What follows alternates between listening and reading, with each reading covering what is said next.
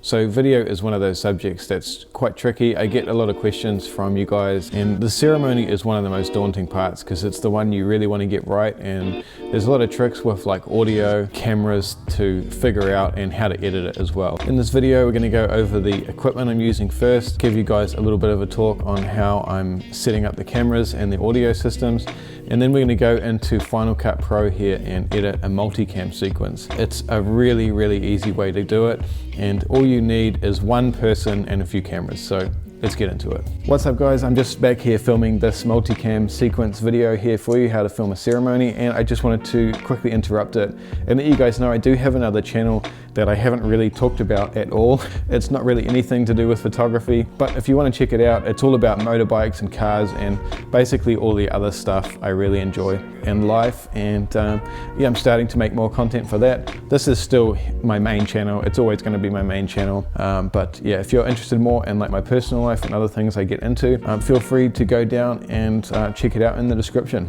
Let's get back to the video. The main audio recorder I'm using is the Zoom H6. It's a really nice handheld recorder. It has multiple inputs.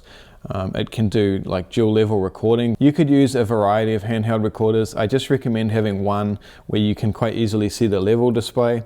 This one has like a color LCD display where you can see the levels and you can adjust them accordingly with the dials, which is quite handy. This one is my favorite so far. The only thing it's missing really is float 32 recording, which is basically raw audio, similar to shooting raw photos in your camera. That leads me on to the next ones, which is these Zoom H2 recorders, which I'm recording on now. I don't usually use this for this kind of video, but I thought I would demo it so you guys can see how it sounds. But the benefit with float 32 recording is that you don't have to set the levels. You just press record, that's it. You can adjust it, you don't get any peaking, you don't get, if it's too quiet, like where you can hardly hear it, you can bring it right up and not get any degradation in quality at all. So it's kind of a one-hit wonder. They can be a little bit more expensive, especially when it comes to the handheld devices, but Zoom do like an F3, which is float 32. I'm probably going to buy that one. It's a smaller unit than the H6, but it does do float 32 recording, so I'm probably going to go ahead and buy one of those because float 32 is just so easy to use. I'm using two Zoom F2s and just the one H6.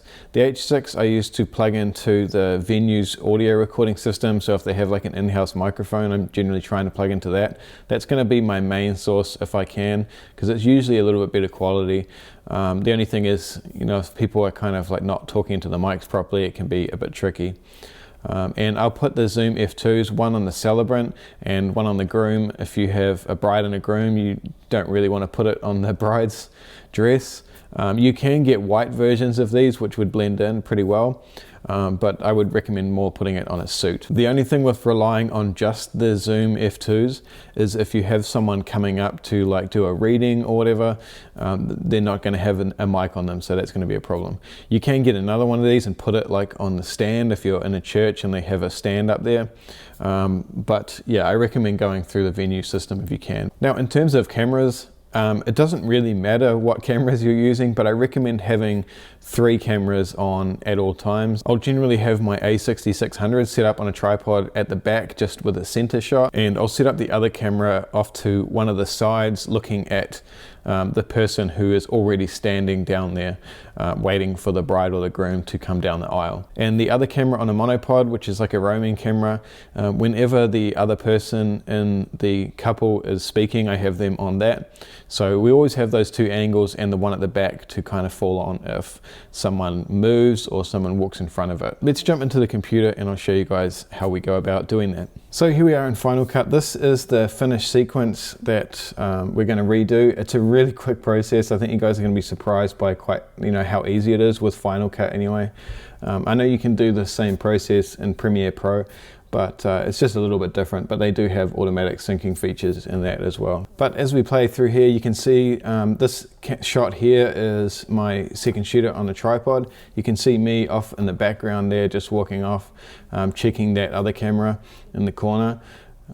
This shot is that R5C on a tripod. You can see there's a little bit of hand movement. Same with this one. This is the A6600 because I've put my preset tripod handheld effect on there, which I did download from somewhere. I can't remember where, but you can find heaps of them online. You know what, let's just go ahead and set up a new project.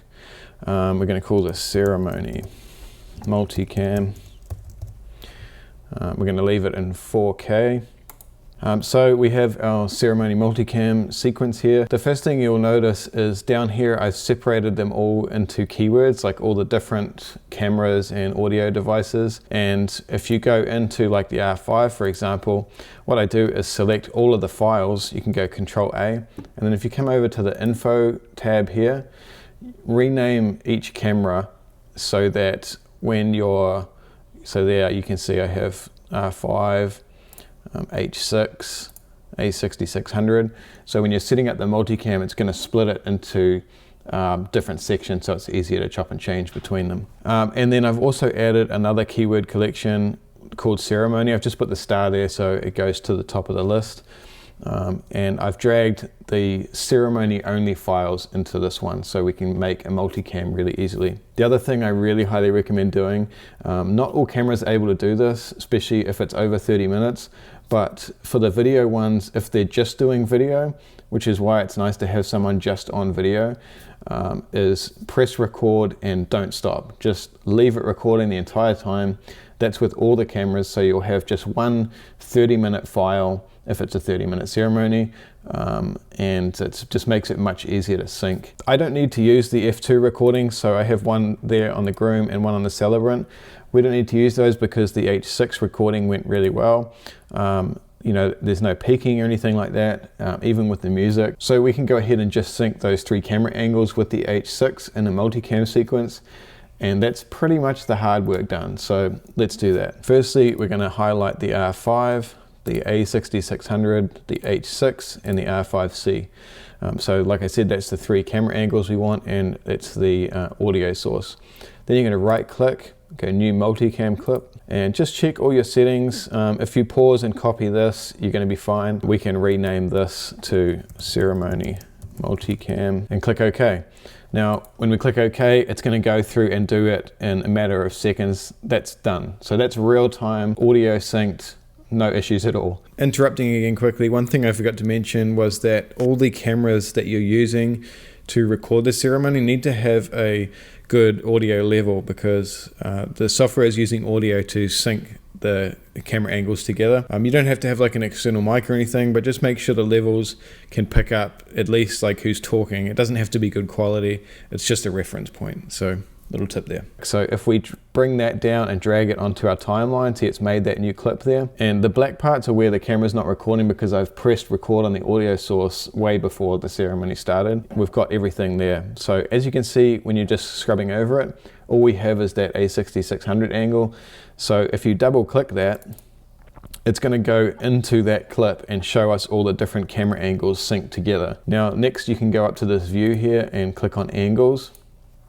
And that's going to bring up the different angles we have. So as we play over, you can see it's got all the different angles and our audio source. So now we can just move this out of the way to give us a bit more real estate. The next thing we're going to do is go ahead and try and match up these ones. We're not going to like color grade it. We're just going to get it back to like a neutral state, because the A6600 was filmed in S-Log 3. It's not great because it's 8-bit color, but most of the new Sonys are 10-bit, which is fantastic. I'm probably going to upgrade the A6600 to a couple of the FX30s that have just come out because they have the 10-bit color and they're not too expensive. And then we have the R5, which is this one, and the R5C. The other thing you're going to want to do when recording is make sure you've synced all of your white balances across the board. So in this case, we had all of them set to 5500 Kelvin. They're not going to be exact because color, you know, is different between Canon and Sony, especially with video. So, you know, we're going to make a few tweaks with that. But we're going to start off with the conversion LUT. So I have my presets here. I'm going to just, now these aren't my presets. These are just like shortcuts for conversion LUTs. I've bought a couple of different ones. When I'm matching Sony to Canon footage, I find these A7S III Pike V2 base presets work pretty well. I've tried a couple of others as well, but this one seems to work pretty sweet. The other thing is I've used these color curves just to take a little bit of red out of it because it was a little bit pink, and then I've warmed it up a little bit to kind of match all these other cameras. Now I can use this if we set the white balance with Canon and Sony. I can all use these presets across the board and there's no issues at all with that. Like I said, that's the Sony one, before and after. So it's just bringing that contrast and the color back into it. Then we're going to drag the R5 one onto the R5, and if you click this, see how this is highlighted here, if you click that down on the R5, it's going to show that clip. So that's the R5, and then we're going to go ahead and grab the R5C preset, and now they should all look pretty much the same. If we go into here, you can see, you know, in the small windows, they're pretty similar, but we can make final adjustments later. So now if you click this back arrow, we're back into that main sequence, and this is the clip that we're going to put a layer on and grade it after everything is all done. One thing you can do now is go through the audio and just change the levels because it's all in one clip and it's a little bit easier. You can see this is one of the reasons why we have multiple camera angles, because there's people that stand up. You have to kind of preempt this stuff and realize that that's going to happen as well. We're just going to chop the front of this clip off because we don't need it. This one, if you're switching between them, is video and audio. This one's video only and this one's audio only. So the first thing we're going to do is go right to the start of the clip and click on the H6 audio that we have, or whatever audio you are using, and then go back to the video clip. And now, but when we're switching between the three camera angles, we're not going to be affecting the audio at all. We're only going to be switching the camera angle. And as you can see here, we've got the preview, so you can go through, make sure your video only swap is there. You just play it really and just click when you want it to change. So if I want to switch to Libby's face here, I just click that and it automatically cuts the clip and starts going on to the next sequence. Then we can go to this one and click Brad. Now the difference is here, you can see, because this one's on a tripod, you know, it goes from kind of a little bit of hand movement to like a static movement. So that's where I go along and I get my handheld effects. We'll double click on this sequence again, and I'm just going to drag this handheld effect onto the A6600 and onto the R5C because they were the ones that had the tripods. Now if you go back, there's a little bit of hand movement on there and it looks the same as the other angle. Then we can go back, you see my second shooter here is moving to grandma, so we can play and click that, and then once you're done with that you can go back to the middle sequence. And you really just got to go through and like watch the entire ceremony and kind of click through when you want it to change. If you're just keeping an eye on these here and just switching back and forth between the different angles, it's really, really simple. So if I want to click back to Brad here, you want to look out for like reactions and smiles and stuff. See here in the background, we've got some nice guests looking at them smiling. Then we can go back. So now if we go back here, you can see it's automatically made the cuts. It's great. The audio has gone through and it's stayed the same, and you know, the ceremony. Same with the vows. So if let's skip forward to the vows. Here we go. So Brad's vows are about to start. So just before he starts talking, we'll click onto Brad's face.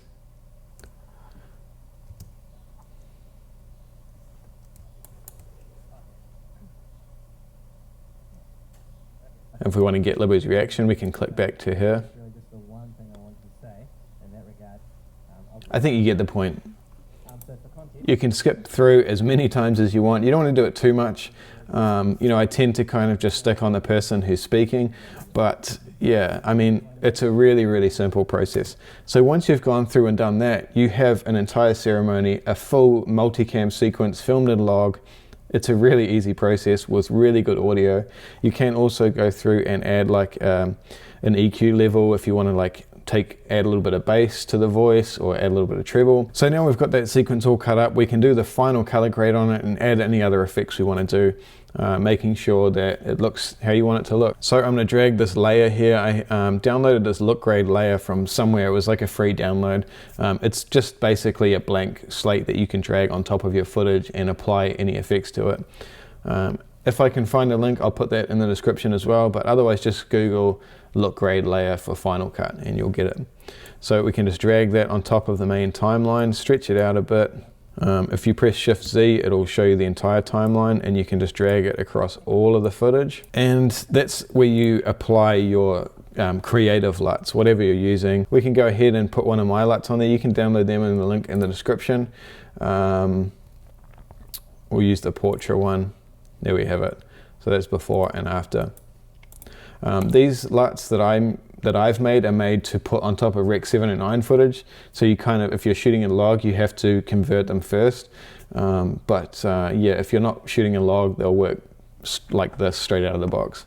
Again, there's a before and after.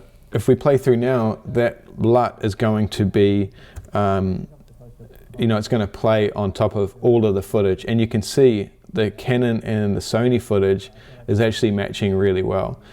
When it switches to the Sony footage next, you see it looks very, very similar.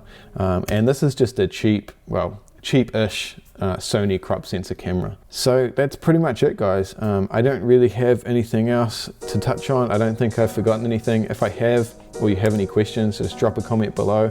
This is going to be a little bit of a longer video, so I hope you stick with it. I really appreciate it if you guys subscribe. Most of you regular viewers aren't subscribed. It's not hard. Just click that button. It really helps the channel out and gives me a lot more motivation to make content for you guys. So thanks for watching, and I'll see you in the next video.